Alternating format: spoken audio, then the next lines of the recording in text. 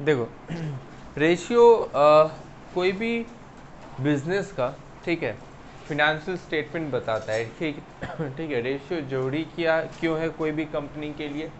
Because ratio से business, जैसे business को भी बैंक जाएगा लोन लेने के लिए, ठीक है, तो वो जो बैंक है वो रेशियो से उसका डिटरमाइन करता है कि फिनेंशियल पोजीशन क्या है, उसका बैलेंस शीट देखता है। बैलेंस शीट से देखता है कि उसके पास कितना का फिक्स्ड एसेट्स है, कितना का करंट एसेट्स है, ये सब चीज़ देखता है। कितना जल्दी कैश में रियलाइज हो जा रहा है, ये सब चीज़ रिप्रेजेंट करता है। इसलिए रेशियो इंपॉर्टेंट है, ठीक है।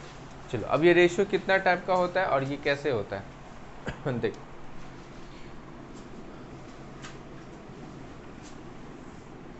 लिखो number 1 current ratio. Number 1 current ratio is equal to, current ratio is equal to current assets, current assets divided by current liability, current assets divided by current liabilities, current assets divided by current liabilities। नीचे लिखना current assets is equal to, नीचे लिखना current assets is equal to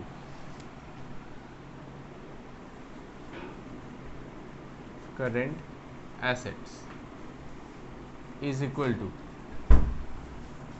धीरे धीरे,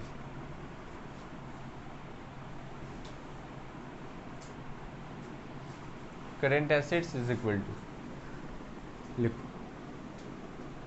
stock plus debtor plus cash plus bank plus prepaid expenses plus prepaid expense, stock plus debtor plus cash plus bank plus prepaid expenses, bill receivable, bill receivable plus accrued income, accrued income,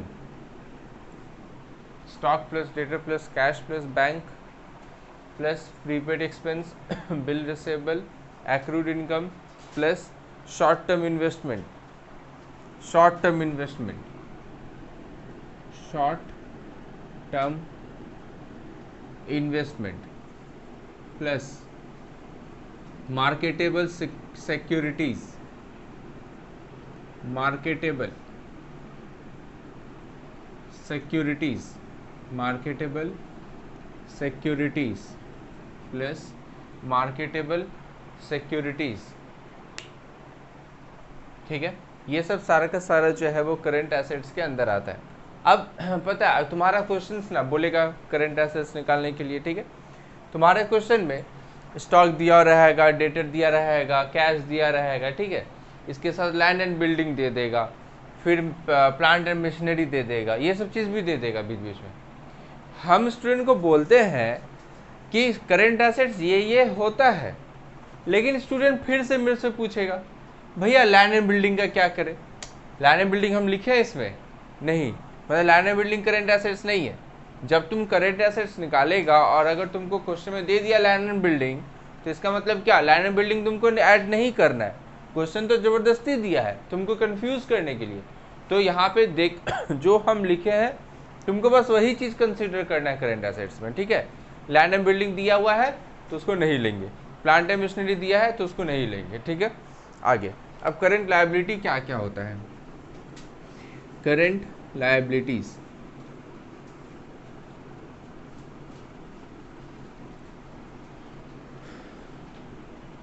creditor, creditor, bill payable, creditor, bill payable, outstanding expenses, outstanding expenses, creditor, bill payable, outstanding expenses, pre received income, pre received income,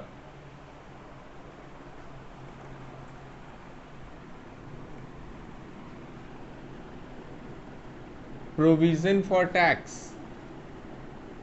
provision for tax, proposed dividend, proposed dividend, proposed dividend,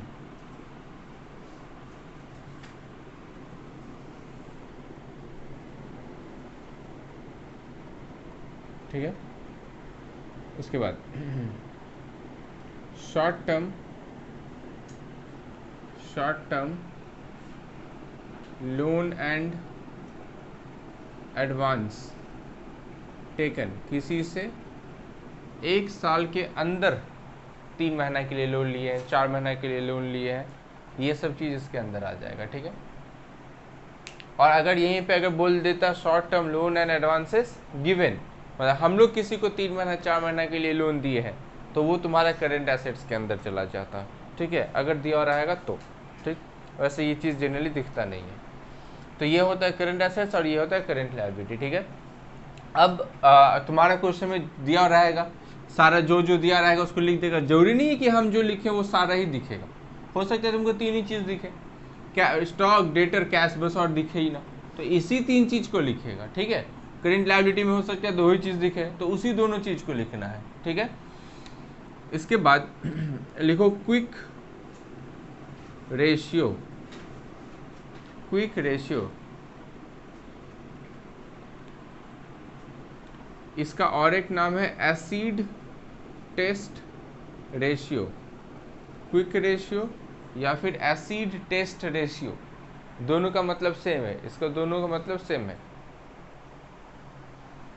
इसका formula होता है current asset minus stock minus prepaid expense by current liability minus bank OD, current liability minus bank OD. और ये जो ऊपर में है इसको बोला जाता है क्विक एसेट, इसका नाम है क्विक एसेट्स, इसको प्लस माइनस करके जो आएगा उसका आंसर होगा क्विक एसेट्स, ठीक है। और इसको बोला जाता है क्विक लायबिलिटीज, ये याद रखना है तुमको, क्विक एसेट्स और क्विक लायबिलिटीज। क्वेश्चन कभी कभी बोलता है फाइंड क्विक एसेट्स, तो क्विक एसेट्स मतलब क्या हो गया, टोटल करंट एसेट्स में से क्या क्या माइनस कर देंगे, स्टॉक और प्रीपेड एक्सपेंस, तो मेरा क्विक एसेट्स निकल जाएगा, ठीक है। लिख लो फटाफट। ओडी मतलब बैंक ओवरड्राफ्ट, ओडी मतलब हो गया bank over draft.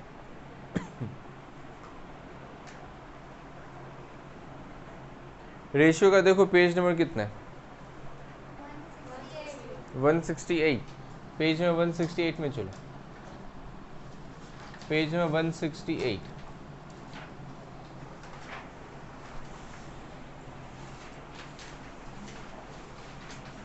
Page number 168। देखो सबसे पहला क्वेश्चन मिला, पेज नंबर 168, सबसे पहला क्वेश्चन देखो क्या बोल रहा है, एक बैलेंस शीट देखो बना के दिया हुआ है। क्वेश्चन में बोला from the following balance sheet you are required to calculate current ratio and quick ratio. तो करेंट रेशियो का फॉर्मूला ये रहा और क्विक रेशियो का फॉर्मूला ये रहा, ठीक है। पहले हम लोग करेंट रेशियो निकालते हैं, ठीक है। क्वेश्चन में देखो बैलेंस शीट दिया है, बैलेंस शीट में एसेट साइड में देखो पेज में 168 है,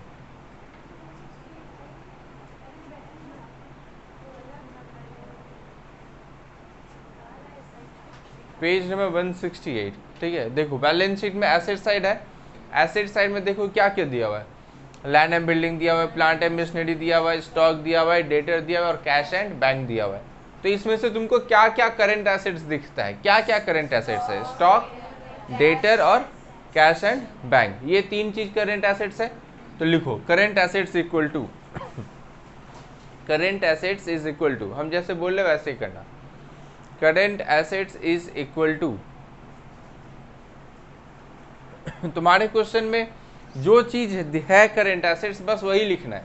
तुम्हारे क्वेश्चन के अकॉर्डिंग क्या क्या करंट एसेट है? सिर्फ तीन चीज, स्टॉक, डेटर और कैश एंड बैंक। तो तुम पहले वही तीन चीज लिखेगा, stock plus debtor plus cash and bank. Stock plus debtor plus cash and bank. अब जिसका जितना अमाउंट है वो लिखो, रुको लाइन मत टानो, जिसका जो अमाउंट है वो लिखो। स्टॉक के नीचे कितना लिखेगा? देखो स्टॉक कितना है, 1,20,000, लिखो 1,20,000। उसके बाद डेटर कितना है? 1,00,000, तो प्लस 1,00,000। फिर कैश एंड बैंक 85 तो प्लस 85। अब तीनों को ऐड करके देखो कितना आता है, तीनों का ऐड करो, लिखो 3,05,000, तो 3,05,000 ऐड करके क्या है? 3,05,000, तो लिखो 3,05,000, लिखा 3,05,000। वैसे ही अब मेरे को करेंट लायबिलिटी लिखना है, तो फटाफट देखो कि करेंट लायबिलिटी में क्या क्या है। करेंट लायबिलिटी, चलो लायबिलिटी साइड में और देखते हैं करेंट लायबिलिटी के अंदर क्या क्या चीज़ आता है। क्रेडिटर दिख रहा है, और क्या दिख रहा है? बिल पेएबल और बैंक ओवरड्राफ्ट और प्रोविजन फॉर टैक्स, ये सारा ही तो करेंट लायबिलिटी है। तो करेंट लायबिलिटी के अंदर क्रेडिटर है, बिल पेएबल है, बैंक ओडी है और प्रोविजन फॉर टैक्स है। तो ऐसे करके लिखो करेंट लायबिलिटी इक्वल टू जो है वो सारा प्लस उसका नाम लिखो पहले, creditor plus bill payable plus bank overdraft और प्लस प्रोविजन फॉर टैक्स, सबका नाम पहले लिखो। उसके बाद उन लोगों का अमाउंट लिख के ऐड करो।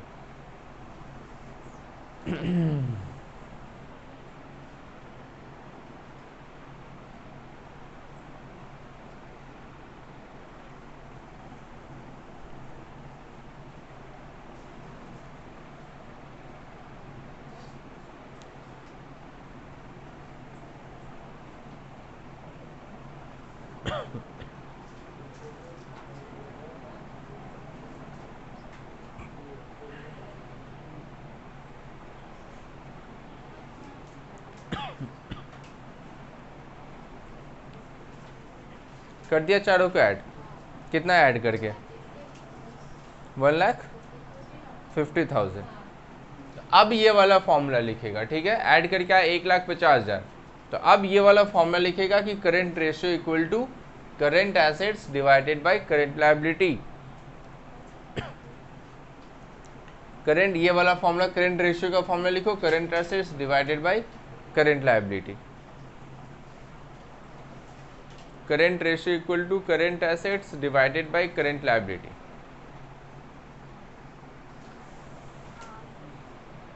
अब करेंट एसेट्स देखो कितना है, 3,05,000 और करेंट लायबिलिटी कितना था? 1,50,000। तो लिखो कितना आ जाएगा। करेंट एसेट्स के जगह हम लोग लिखेंगे 3,05,000 और करेंट लायबिलिटी के जगह लिखेंगे 1,50,000।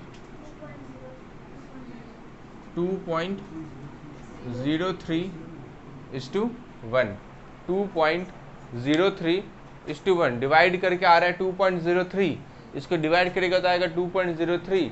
लेकिन इसका मतलब यही हुआ ना कि 1.5 लाख का टेबल में 3,05,000 2.03 बार में आता है।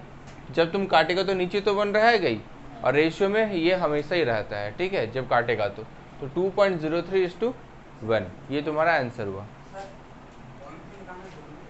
पॉइंट भी निकालना ना जरूरी नहीं है, नहीं है जरूरी। तुम हाँ सिंप्लीफाई करके तुम्हारा जो आंसर आ रहा है वो भी तुम लिख सकते हैं, गलत नहीं है वो, ठीक है। चलो 2 नंबर, नहीं 2 नंबर कैसे, क्विक रेशियो भी तो निकालना है। अब हमको ये निकालना है quick ratio.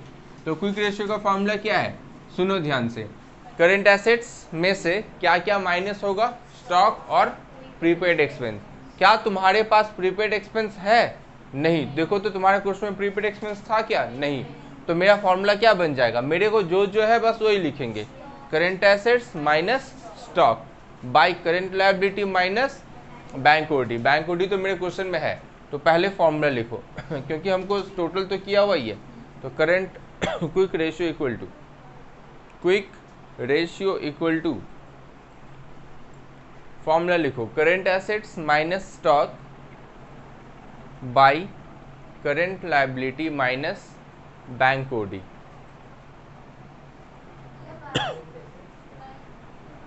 Bye current liability minus bank OD, by current liability minus bank OD. देखो तो फटाफट, करेंट एसेट्स तो तुम लोग निकाला ही था। करेंट एसेट्स कितना था, 3,05,000। तो करेंट एसेट्स की जगह लिखेंगे हम लोग 3,05,000। तो करेंट एसेट्स की जगह लिख दिया हम लोग 3,05,000। माइनस क्या है, माइनस स्टॉक स्टॉक है 1 लाख। ओ स्टॉक देखो कितना था, stock 1,20,000। Current asset minus stock by current liability, current liability का टोटल कितना आया था हम लोग का 1,50,000 माइनस मेरे को करना है बैंक ओडी। बैंक ओडी कितना था 40,000। अब इसको सॉल्व कर लोगे तो 3 5 माइनस 1 20 कितना है 1,85,000 डिवाइडेड बाई 1,50 माइनस 40 1,10,000। देखो कितना आता है 1.68:1 1.68:1। ठीक है, कोई दिक्कत नहीं है, लिखो टेस्ट। हाँ और नहीं तो क्या, ये इजी है, फालतू पानी वाला चैप्टर है। क्वेश्चन नंबर 2 स्टार्टिंग में, क्वेश्चन नंबर 2 धीरे धीरे करेंगे तो सब हो जाएगा। 2 नंबर बनाओ, 1 मिनट देते हैं, चलो 1 मिनट दे दिया, हाँ 1 मिनट देते हैं, बनाओ। सिर्फ करंट रेशियो तो निकालना है, करंट और क्विक, हाँ दोनों निकालना है, निकालो फटाफट।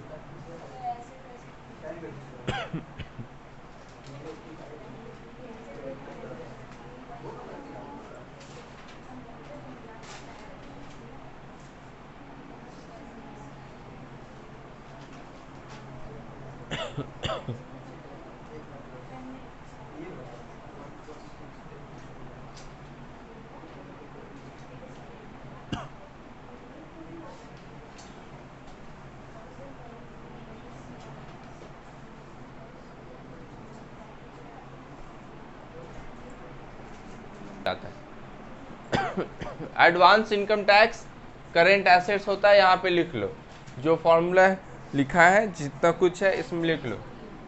Advance income tax, advance income tax current asset होता है। हाँ बोलो।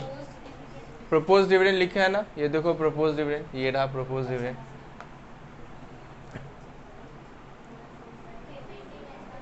पेमेंट इन एडवांस वही हो गया ना, prepaid expense. Prepaid expense, payment in advance मतलब प्रीपेड एक्सपेंस, करेंट एसेट है वो। देखो चलो हम करते हैं, जिन लोग से हुआ, जिन लोग से नहीं हुआ आ जाओ देख लो। अगर हम पहले करेंट रेशियो का बात करें, ठीक है, तो करेंट रेशियो में सबसे पहले देखो क्या है, गुडविल। गुडविल कुछ नहीं है, गुडविल जो है वो फिक्स्ड एसेट्स है, इंटेंजिबल छोड़ो, लैंड एंड बिल्डिंग नहीं आएगा। स्टॉक करेंट एसेट है 13,640, 13,640। फिर है डेटर 26,150। फिर है कैश 2430। फिर है पेमेंट इन एडवांस, ये प्रीपेड एक्सपेंस का पार्ट है 3,100। उसके बाद बिल रिसीवेबल 1130, ये तो आ गई 1130। फिर है एडवांस इनकम टैक्स, ये भी प्रीपेड एक्सपेंस का पार्ट है 5,000। उसके बाद क्रेडिटर नहीं आएगा, बिल पेबल नहीं आएगा, बैंक ओडी नहीं आएगा, ये सब चीज़ नहीं आएगा, ये सब करेंट लायबिलिटी का पार्ट है। हाँ payment in advance current asset का पार्ट है। तो करेंट लायबिलिटी में क्या क्या आएगा, creditor 20287 plus bill payable 900 plus bank OD 2600 plus provision for tax 6200 plus propose dividend 4313। सारा करंट एसेट्स ऐड करके कितना आ रहा है बोलो।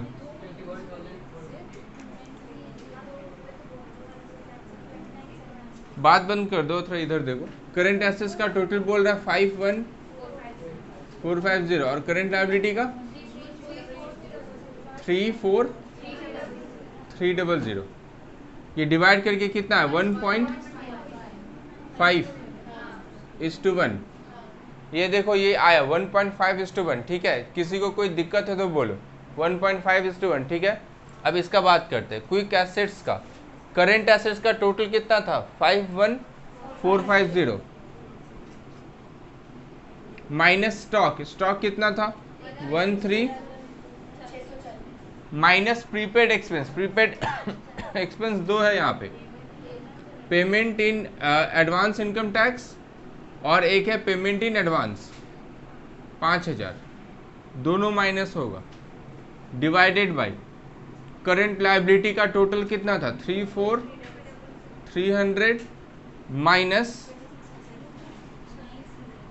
प्रपोज डिविडेंड था ना, सॉरी बैंक ओडी कितना था 2600 और तो कुछ था नहीं। तो ये ऊपर का कितना आ रहा है कैलकुलेशन करके 29710 और नीचे का डिवाइड करके 0.93 के बाद 937 है ना, तो राउंड ऑफ करेंगे तो 94 हो जाएगा, तो इसीलिए 0.94 दिया हुआ है, ठीक है। देखो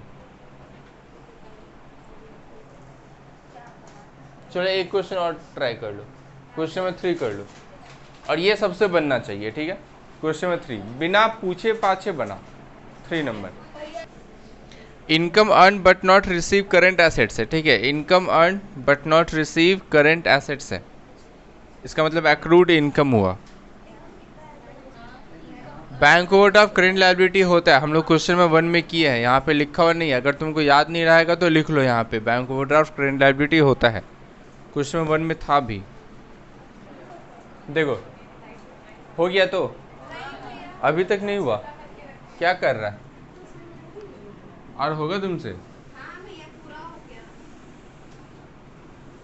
क्वेश्चन देखो, अभी जो तुम लोग सम्स किया है, जिस टाइप का सम्स किया है उसमें क्या था, सबका नाम दिया हुआ है। अब जो जहाँ पुट हो रहा है उसको तुम पुट कर रहा है जस्ट प्लस करके, और तुम्हारा आंसर आ जा रहा है। इस टाइप का